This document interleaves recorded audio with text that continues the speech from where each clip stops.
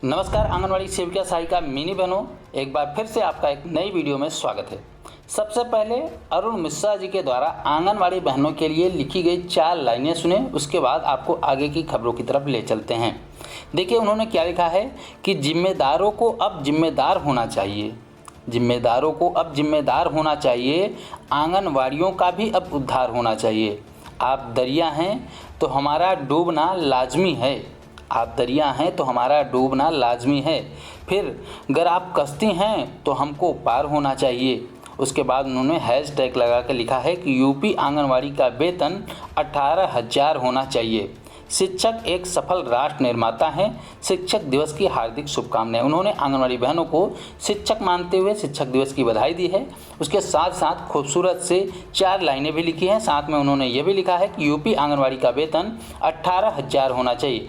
न केवल यूपी की बल्कि सभी राज्यों की आंगनवाड़ी बहनों का वेतन कम से कम 18,000 होना चाहिए।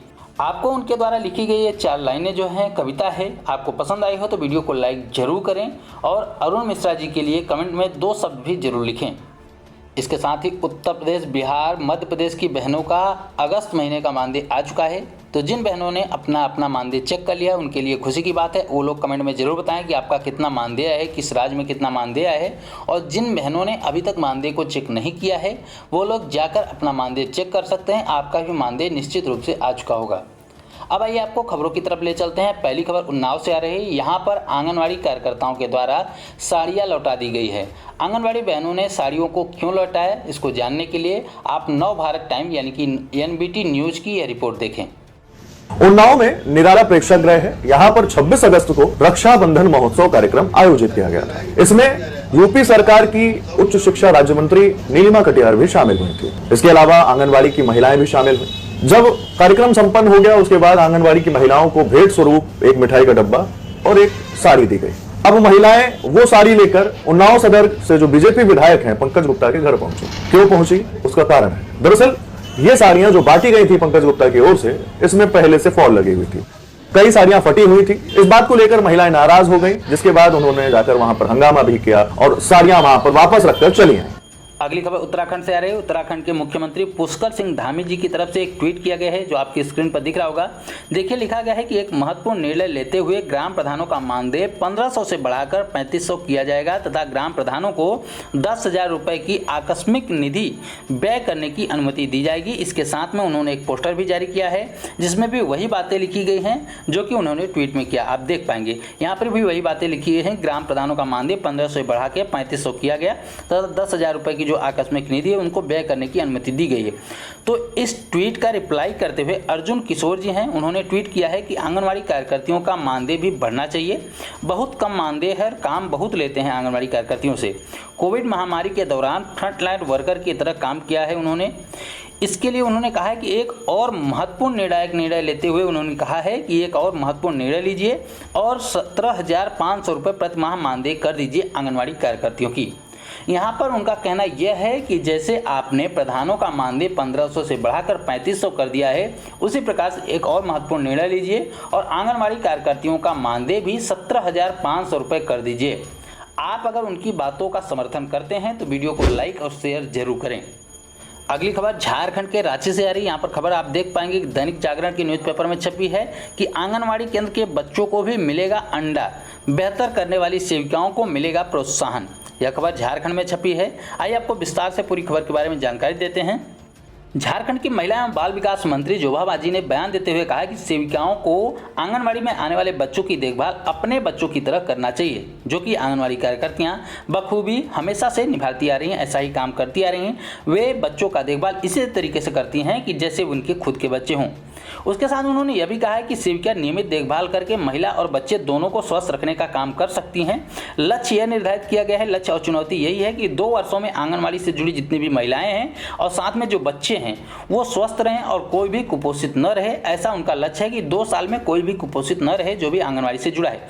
इसके लिए हेमंत सोरेन सरकार ने आंगनवाड़ी केंद्र में आने वाले बच्चों के लिए अंडा देने का भी प्रावधान किया है ताकि बच्चे कुपोषित न रहें, सारे बच्चे स्वस्थ रहें। इसके लिए आंगनवाड़ी केंद्रों के बच्चों को अब अंडा भी दिया जाएगा। साथ में वहां पर यह भी बातें कही गई है कि अगर जो आंगनवाड़ी कार्यकर्तियां बेहतरीन काम करेंगी उनको प्रोत्साहन वगैरह भी दिया जाएगा। एक खबर हरियाणा के दैनिक न्यूज़पेपर में छपी है। यहाँ पर देखिए कि फतेहाबाद में एक खबर छपी है कि आंगनवाड़ी वर्करों को कोई परेशानी नहीं आने दी जाएगी, ऐसा कह रहे हैं वर्मा। तो आइए विस्तार से पूरी खबर को आपको बताते हैं, जानकारी देते हैं कि कौन कह रहा है और किस बात को लेकर ऐसा कह रहा है कि आंगनवाड़ी वर्करों को कोई भी परेशानी नहीं आने दी जाएगी। राष्ट्रीय शिक्षा नीति के अंतर्गत महिला एवं बाल विकास विभाग के द्वारा आयोजित करवाए जा रहे प्री स्कूल और प्ले स्कूल एजुकेशन के तहत ट्रेनिंग के 5वें दिन का समापन किया गया। ट्रेनिंग के समापन कार्यक्रम की अध्यक्षता नगराधीश अंकिता वर्मा ने की। इस अवसर पर नगराधीश ने ट्रेनिंग के दौरान बनाए गए चार्ट और आकृतियों का अवलोकन वगैरह भी किया। इस अवसर पर नगराधीश अंकिता वर्मा ने सभी आंगनवाड़ी वर्करों को बधाई दी और कहा कि उन्होंने जो भी इस ट्रेनिंग में सीखा है इससे बच्चों तक अवश्य पहुंचाया जाएगा। उन्होंने कहा कि बच्चों के साथ साथ उनके अभिभावकों को भी बच्चों को आंगनवाड़ी और प्ले स्कूल में आने के लिए प्रेरित अवश्य करें। उन्होंने महिला एवं बाल विकास विभाग की पूरी टीम को बधाई दी। उन्होंने कहा कि कभी भी उनके विभाग की ओर से आंगनवाड़ी स्तर पर किसी भी तरह की ज़रूरत हो तो अवश्य उनसे संपर्क कर सकते हैं। उन्हें किसी भी प्रकार की परेशानी नहीं आने दी जाएगी। इसके अलावा आपको बता दें कि झारखंड में आंगनवाड़ी कार्यकर्ताओं के द्वारा विरोध प्रदर्शन वगैरह भी किया गया, नारेबाजी वगैरह भी की गई। आपको बता दें कि ये नारेबाजी, ये विरोध प्रदर्शन किस लिए किया गया, तो जो आंगनवाड़ी केंद्रों के निर्माण हो रहे थे, आंगनवाड़ी भवनों का जो निर्माण कराया जा रहा था, उस दौरान जो कंपनियां इसका निर्माण करा रही थी वो उनको आधे में ही छोड़कर भाग गई। इसको लेकर उन्होंने सरकार के खिलाफ, प्रशासन के खिलाफ नारेबाजी करते हुए विरोध प्रदर्शन किया, जिसकी एक झलक आपकी स्क्रीन पर दिख रही है।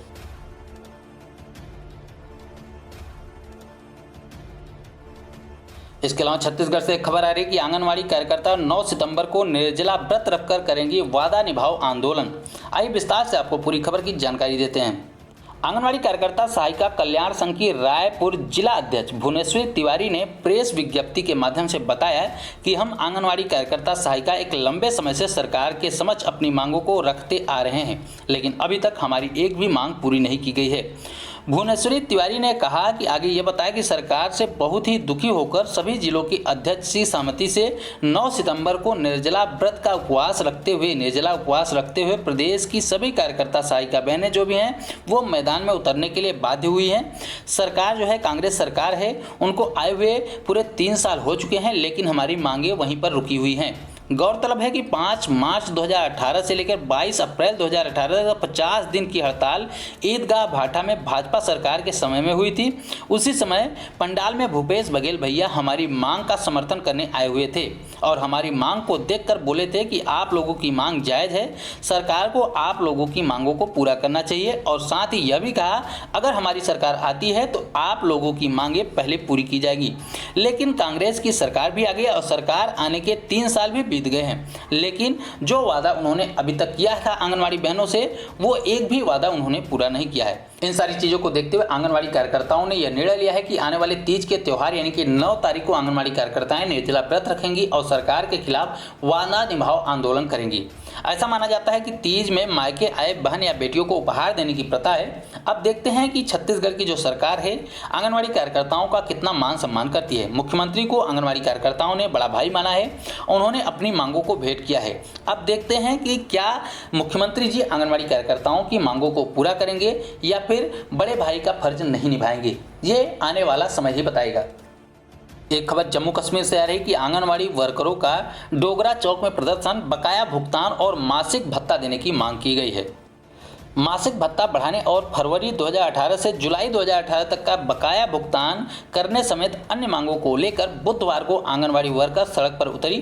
जम्मू के आसपास के इलाकों से आई इन आंगनवाड़ी वर्करों ने डोगरा चौक में सरकार विरोधी नारेबाजी करते हुए कहा कि जम्मू कश्मीर से 370 और 35A समाप्त होने के बाद भी आंगनवाड़ी वर्करों से बंधुआ मजदूर की तरह काम लिया जा रहा है। उन्होंने मांग की है, उन्होंने कहा है कि उनका मानदेय जो है बहुत ही कम है। जो मानदेय उनको मिलता है 5100 रुपये मिलता है, जो कि पूरे भारत में सबसे कम मानदेय यहाँ पर मिलता है आंगनवाड़ी बहनों को। उनका मांग है कि आंगनवाड़ी बहनों को अन्य राज्यों की तरह उनको भी सम्मानजनक मानदेय दिया जाए और साथ साथ जो उनका मानदेय बकाया हुआ है 2018 जुलाई से लेकर फरवरी 2018 से लेकर जुलाई 2018 तक का जो मानदेय उनका बकाया है वो भी उनको दिया जाए। इन मांगों को लेकर वे प्रदर्शन की। तो ये थी दोस्तों अब तक की कुछ महत्वपूर्ण खबरें। उम्मीद करता हूं कि ये खबरें आपके काम की होंगी। वीडियो पसंद आई तो वीडियो को लाइक कर दीजिए, अपनी जैसी सभी आंगनवाड़ी बहनों के साथ शेयर कर दीजिए और आगे भी इसी प्रकार की महत्वपूर्ण खबरों को पाने के लिए चैनल को सब्सक्राइब जरूर कर लें। इस वीडियो में इतना ही, फिर मिलेंगे अपनी नई वीडियो में कुछ नई खबरों के साथ। तब तक के लिए नमस्कार, जय हिंद।